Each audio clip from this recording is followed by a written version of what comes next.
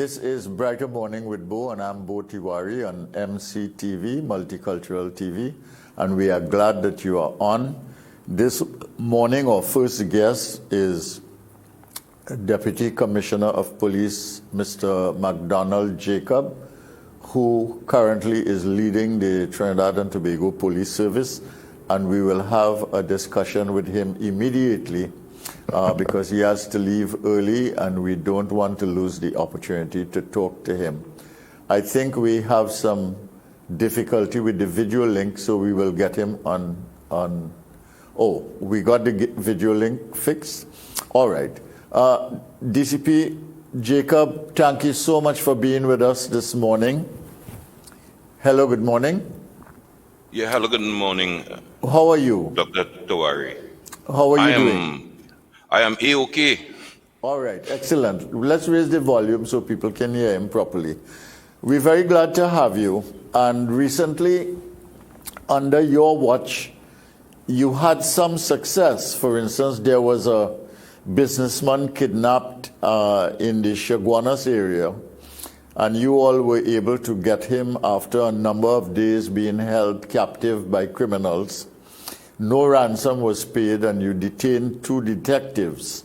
The family was very grateful, and I think all Trinidad and Tobago breathed a sigh of relief that, in fact, a kidnapped victim had been rescued without anybody getting hurt. What did you do right in that case? Well, Dr. Tawari, you know, again, the Trinidad and Tobago Police Service, we have the anti-kidnapping squad.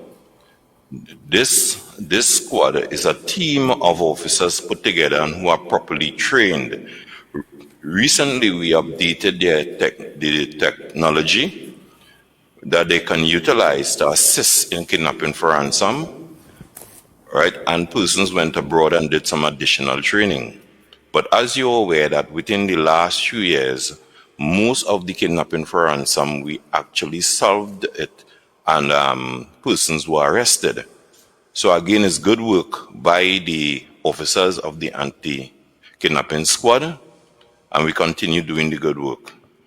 Okay, so you have this capability now within the police service that is up to scratch, so to speak, and very alert. And this is something that you hope will work in the interest of the citizen. Of course, we hope for no kidnappings, but if it happens, at least we have something to deal with it. Is that correct? Yeah, sure. And it's really based on the human resource is the key, the training and development of the officers. That is impacted when they are highly motivated to do the work. So you mentioned earlier that I think you made an error when you said arrested 2 detectives. We arrested 2 suspects. I just wanted to correct that. Yeah. No, did I say that? I said, okay, 2 suspects. Of course. Yes. You are correct, and I don't know if I made that mistake, but let's see. Okay, now, the matter of acting appointments, both for you and former Commissioner Gary Griffith, was tested in court, and it was found that the Police Service Commission could not do that on its own. Now, that placed you in an awkward situation in which you could not be confirmed as acting commissioner, and you are deputy commissioner, now accounting officer, but without some of the constitutional powers and status of the police commissioner. Does that place you at any disadvantage, and are you comfortable in that situation? No, you cannot be comfortable in the position because, you know, there may be particular things that require to be done that, according to the police service regulations, that only the commissioner or acting commissioner could do. Can do, yes. But since the government themselves are going to deal with it in an urgent manner, I think that we won't run into any difficulty. The area that had the initial problem would have been the accounting officer's role and function to ensure that the police service continue running, because it deals with salaries, it deals with a lot of other things that affect the day-to-day running of the police service, the finance really, and truly with person's salary, emoluments, and things counts a lot. So I think that was one of the major issue, and it was dealt with. And we are looking forward that within the next 2 weeks or so that everything is resolved and the police service will continue functioning in an effective manner. Okay, I must commend you. I think you gave a very straightforward and honest answer. What are some of the areas of discomfort that you have besides the accounting officer issue in which you can handle the finance? Is there any other area of discomfort being in this kind of position which puts you in a sort of limbo until the commission recommends a new list of appointees, possible appointees?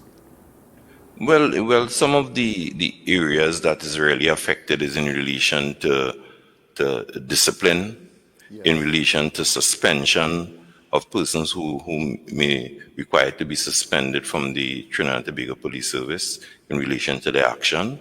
There are some issues there, and we are getting some legal advice on it, but we hold up on that because we said that if it is going to be resolved within a few days, then there is no need to go in that direction because there are certain amendments that could have been made in order to facilitate that. But there is no need for us to go in that direction, right? There are ways and means that we handle it at this point in time, and it is not like something that we'll have a numerous amount of persons to be placed on suspension. We can hold it for the next few days. Okay, what is happening with the gangs in this country? Are they changing their strategy? Are they cooperating more among themselves, fighting less among themselves? And are they now into a kind of business strategy for Trinidad and Tobago? Is there something going on that perhaps the public is not alert to?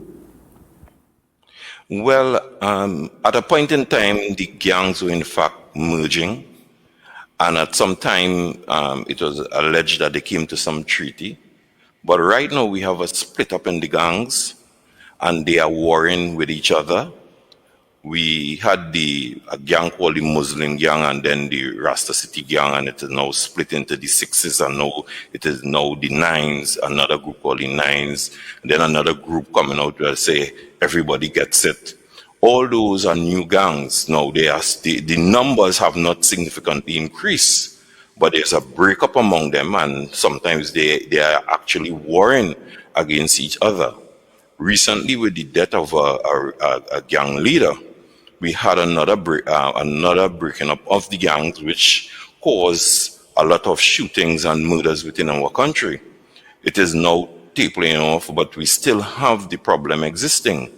So once you have gang warfare and they are involved in a lot of, organized and enterprise crime, you will find that, and the money is churning, you will have these sort of warfare going on the streets in Trinidad and Tobago. So there is a splitting up of existing gangs, new leadership, and an intensification, you might say, because of new leadership and conflicts and differences of opinion within gangland, a certain amount of gang murderous activity taking place among one another. Is that the situation now? Yeah, because there is a definite fight for the leadership, right, among some of the gangs, and when the gangs are split, and they, in their world, they have something called gang territories. And if they split, this side may believe that this territory, and that might be an area that they choose to be pushing drugs, choose to be operating with illegal quarrying, all the various things, or their links with the human trafficking, right? And they will want to take over, and the other side will decide that that is not happening. Yeah, they want more territory. How big is the international footprint on national gangs and national crime in Trinidad and Tobago. Is there evidence of a lot of that? Well, as you're aware, we were getting on top of the whole gang situation in Trinidad and Tobago. I think last year we reported a reduction in the number of members in the gangs. All right. And with the anti-gang legislation, it assisted us a lot. However, we now have the South American Venezuelan connection, where now that come like an overlay on our gang situation. And there are a lot of persons who were involved in gang activities in Venezuela now, in fact in Trinidad, and have joined up with some of these gangs. In addition to that, we also have the situation where persons who I will call them the white-colored gangs, who in the upper echelons in the society, have now joined up with some of the street gangs and finance them and do other things. So we have that happening in Trinidad, and some of these persons are creating the international links. As you're aware, the amount of firearms that we have, in fact, seized, right, at the bun in Cuba, at the airport, and different things, you see that there's a direct trade, and it is involved solely organized crime. We have other information that we wish to reveal to the public. So when I'm speaking, I'm sure that there is international links in really some of the activities playing off on the streets and in the communities in Trinidad and Tobago. So is there a connection then with these illegal gangs operating as they are, and some businesses which might be legitimate, but they are now connected, creating basically a corrupt system that allows the gangs to flourish and get drugs, get guns, etc.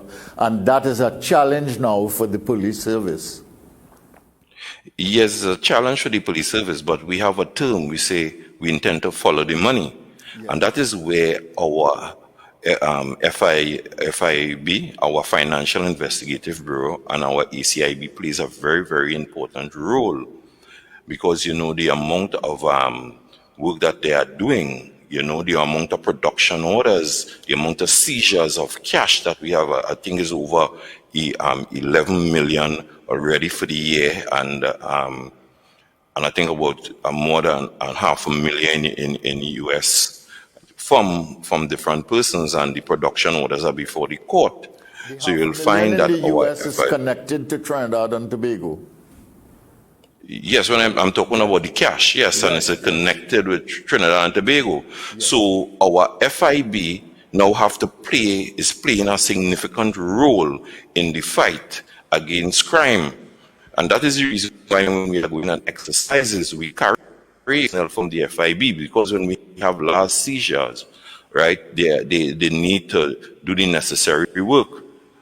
Just recently we were provided with 2 money counters from the U.S. Embassy to assist us in so doing, that we can gather the evidence when we go on exercises.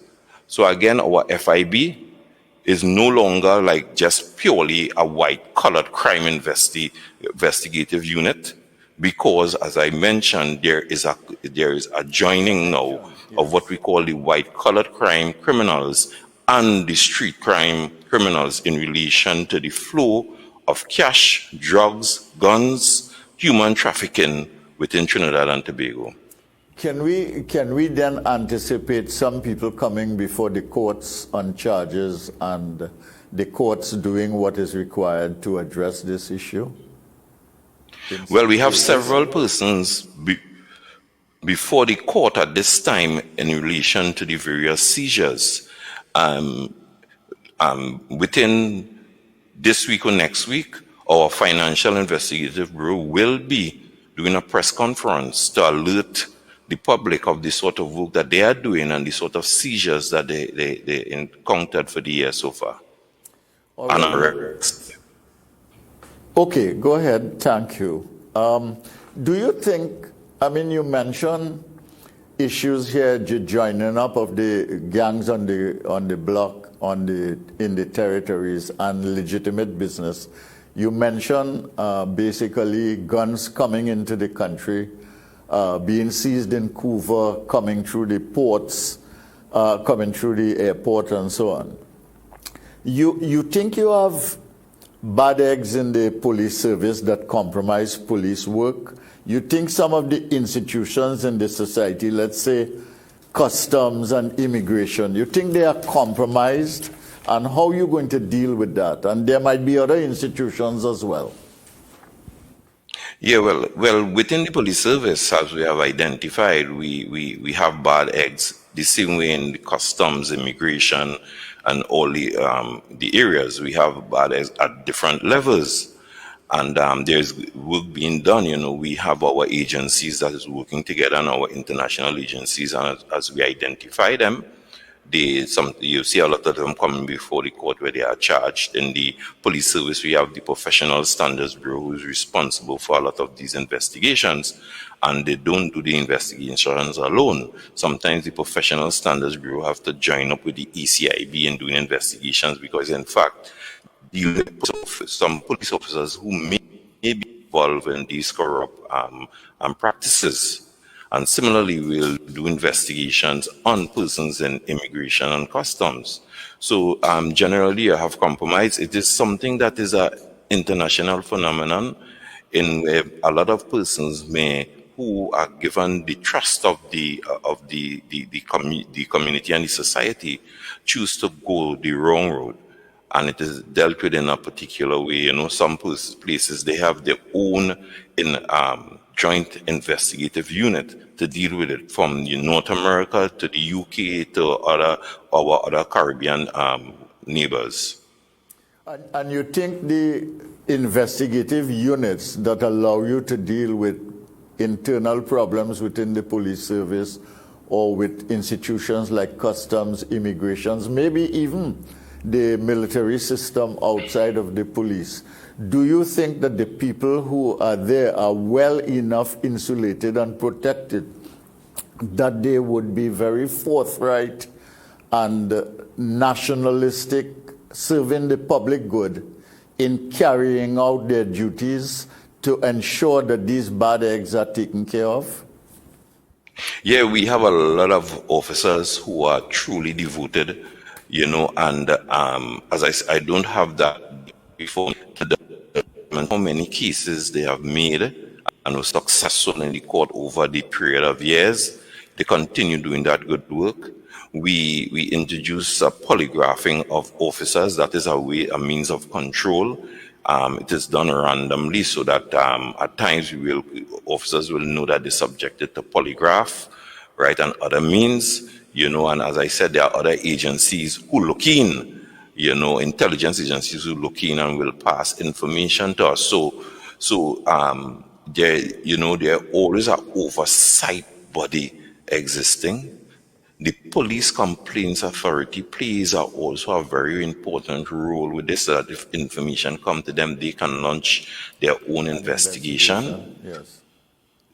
So there's a kind of balance that is existing, and persons know that there is that measure of control. But the main thing is that psychological aspect, where the officers and them are fully motivated and are committed. They are patriotic to the country, and they will not let the dollar interfere with their work. Okay. Did you ever apply for Commissioner of Police? No, I never applied for the post of Commissioner of Police. If the opportunity arises now, will you apply?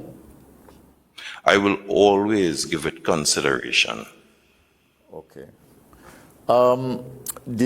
You feel that you have a handle enough on the crime situation in the country and on the situation in the police service and its related institutions, that you can make a difference as in the leadership of the police service? I mean, you are already in the leadership, but,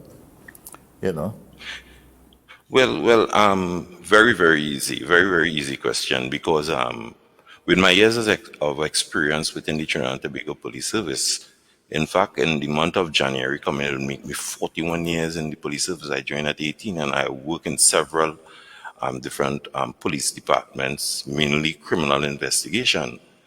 But for the past year, I have been the second in command in the Trinidad and Tobago Police Service, and I have acted as commissioner on about 4 occasions. Right, previous to that, I was in fact deputy commissioner intelligence and investigation.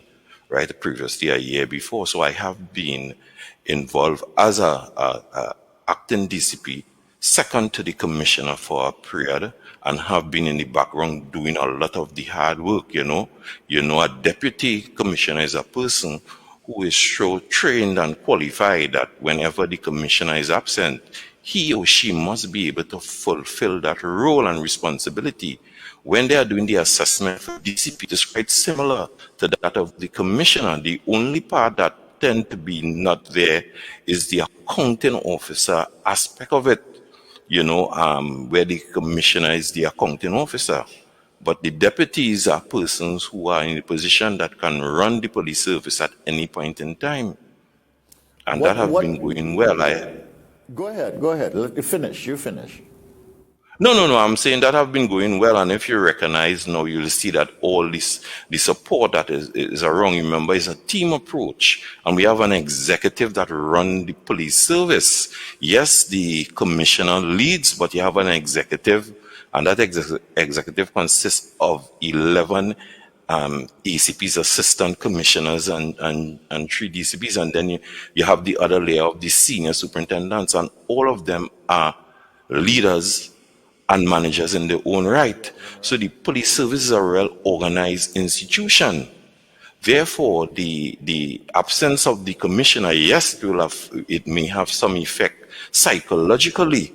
But if you have been acting for a period of time and there is that high level of confidence by the men and women of the police service, because, one of the core of leadership is, kind of influencing others and to get the job done. I have no problems at all. I have full support, and we are pushing ahead and running the police service effective. What have you set in motion or are going to put in motion to reduce murders and to control the crime situation as you yourself have described it this morning? What can you say that will give this citizen comfort? Well, I have been involved in this crime fight for over a number of years. Not always in the front line, but you are dealing with a lot of things, And in order to make the people, the citizenry feel comfortable, I want to tell them it's the same team of sons that was existing the last. And yes, it's the same team of persons who are here and who are devoted in order to make Trinidad and Tobago safe. We have put a lot of things in place. We have the technology to support us, and as I said, the officers and them are highly motivated.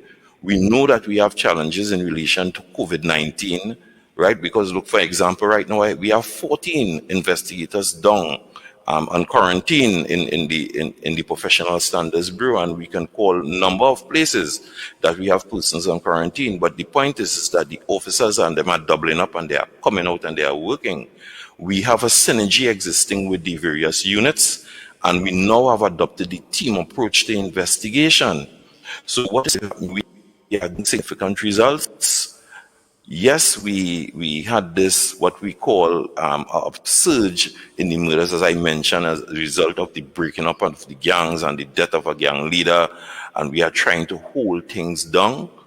But I mentioned to the population that somehow or the other, that it is not the first time within the last 36 or 48 months that we had spike where we had 48 murders and over. It happened on about 14 occasions. And the Trinidad and Tobago Police Service, we are very resilient, and we were able to counter that and carry down the murder rate per month, and we'll continue doing so. Once you're in crime fighting, you will understand and appreciate it. And just looking at a spike is real immature in relation to persons who may not know about truly what is happening within the country to say, measure that as some high level of or low level of performance for the Trinidad and Tobago Police Service is really unfair to the men and women of the Trinidad and Tobago Police Service to basically to be judging things based on that phenomenon. You see, but you have to understand from the citizens' point of view too, which is that when the citizens see the spike in the murder rate, they get frightened. They're worried that if they go to the mall, they are not safe. If they go to the market, they're not safe. They're not safe in a taxi. They're not safe in the community. They're not safe in the home. And people generate a certain amount of fear when they see all these things in the papers every day. And that takes me to the other issue, which is that we are going to be opening up. The state of emergency is going to be lifted. We are going to open up the economy. And Christmas is coming. Are we going to take specific measures to address this situation, contain the fear, limit the interference with citizens, and make them feel safer? What are we going to do during this period between now and, let's say, the end of the year? Right. Well, I wish to respond first to the statement that you made, and then I will answer the last question. Sure. Right. We are aware that the fear of crime is something that's very high. Sometimes the fear of crime is 5 times higher than the figures of crime. However, within the last 6 weeks, right, we had incidents where the social media played a very, very important part in increasing the fear of crime and criminality in Trinidad and Tobago. There were in fact a lot of things that occurred in 2019, 2018 was being thrown up on social media, like if it is something that just occurred. So in spite of some increase that we got in the murders, these things escalated the fear, right, of the citizenry. And we are asking persons to desist from doing this. We had an incident even in the parkade, where someone took some basic items and explosive and put it in a bin. It didn't even do any damage to the bin, but someone decided to link it to the Attorney General office to create some hysteria within Trinidad and Tobago. Someone went in a mall and probably set off a firecracker also to create hysteria. So what we are doing, we're doing serious damage to the psyche of our citizenry when this is being done. I cannot say why persons want to give the impression that things are getting so bad in Trinidad and Tobago. These things go internationally and it's affecting us. So we are asking persons to desist from doing this, right? We do get spike and we do handle it, but on this occasion there were some additional issues that caused it to appear to be coming out of hand. But we are handling the situation. As it relates to what is happening with the SOE and the removal of the state of emergency, as you're aware that we have launched several Christmas anti-crime plans, right, in different divisions, and each division is mandated to do that. And from the executive level, we are actually linking each division in relation to the work that they are doing. So some of the specialized units can join in, and there are some plans that we will be coming up with that will be released some at the end of next week or so, of some additional strategies that we will be putting in place, to deal with it, because it's dealing with the lifting of the SE and also dealing with the whole aspect of the Christmas period. And that's the reason why we in Tobago, we are able to work with the officers in Tobago, preparing for the pre-election and the post-election situation, so that each division and each commander will take control of their area, and the specialized units will provide the necessary support for them, while we in the executive will be overseeing the running of all these various operations. Okay, so you have a more decentralized approach to operations, but you still have a tight control at the executive level and with yourself as leading the police service there. Is that correct? Yeah, definitely. Definitely. And that is the reason why we are going from divisions to divisions to meet the men and women within the divisions. Like today we are in Tobago where we are touching every police station, because as we said, the officers and them are maybe a bit, want to be a bit motivated. So we need to visit them, tell them of the tasks, and we want them to continue working, and improving in the manner in which we conduct ourselves as police officers. And as seniors, as we visit, you will find that will give the officers that instance to move forward and do the work of crime fighting, and making Trinidad and Tobago safe. So it's really a decentralized approach where each commander, and you will see the change. You are seeing that within our press conferences, we are now letting our divisional commanders come forward and give account for their particular area of charge. And that is totally necessary. And this is the way how we develop leaders and managers within any proficient running institution.